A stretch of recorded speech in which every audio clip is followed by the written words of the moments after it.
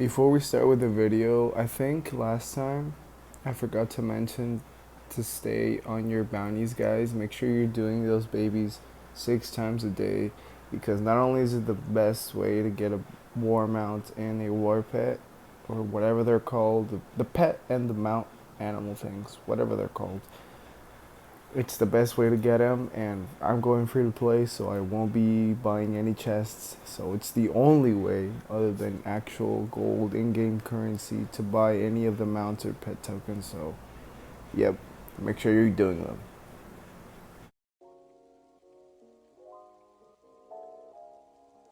A tip I'll give everybody is to always do a daily gladiator quest. You just gotta go find, kill this one dude, and turn the quest back into her. Gives great XP and you can do it every day, so why not take it. Also, if you're following me, I went back to Handaxe the astronomer, did her quest over again for an upgraded bracelet. Pretty easy, better gear. And overall, I just followed the main quest line, did some stuff for a blind dude back at the bar. It gave great XP, honestly. I don't know why I've never done that quest for beginners, but yeah. I just had to go, collect some stuff, and kill one of those dudes who kept stealing his stashes. I don't know why he wouldn't just keep it on him, but either way. Also, make sure to pick up these babies anytime you have the chance, and stay on your bounties. Do them every day. And while I was here, I decided to pick a fight with this guy. Do it for the quest. Always do all the quests you can. Went back, told him he was dead, and afterwards he told me to go to the Temple of Belenis, which I did, and they sent me on 2 quests. Well, you can get 2 quests here. The first one is to go kill some of these grave spirits, and the second one is to go get some random books from these flint blade sharp shots. And afterwards, you can just go turn those babies in. And I turned into her.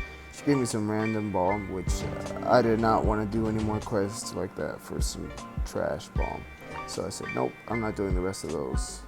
And this guy gave me, what did he give me? I don't think he gave me anything. But after refinding my confidence, I went back and killed that stupid guy in Cryptback Hollow.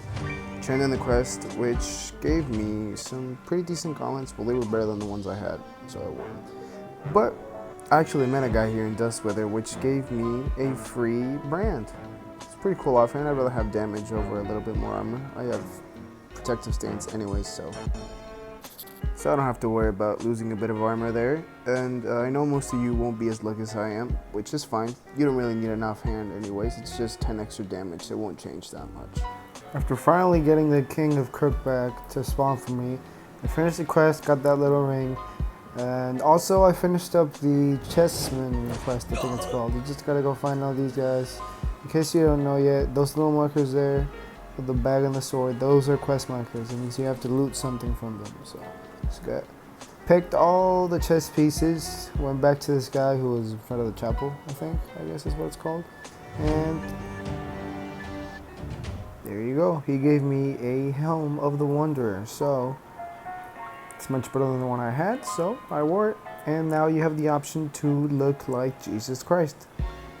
After clearing up my quest log, I went over to Shalmont and did all the quests there. A quick tip I'll give you guys for defeating this asshole ranger is to get the Foxglove Bomb. You can get him from the herbalist lady. Definitely couldn't have killed him without this thing. I mean, it's pretty easy. You just gotta find 2 death caps, some flour, and milk stalks. I can't remember how many, but easy quest, and it helps you out a ton.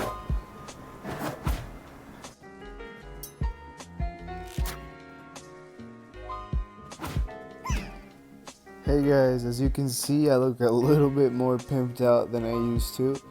I actually decided while I still had the chance to actually switch over to Epona, because I thought for some reason that Tyrannus was the most populated server, but some client that told me that it wasn't, that it was Epona. So I was like, well, I guess I should switch over while I still have the chance.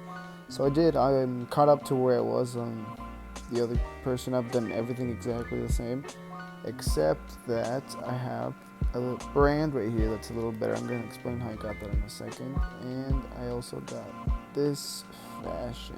This gear that I had here I actually got from a clanmate, and I found some guy who had a brand. I was like, dude, I'll trade you my gear for 2,000 gold for it. He was like, okay.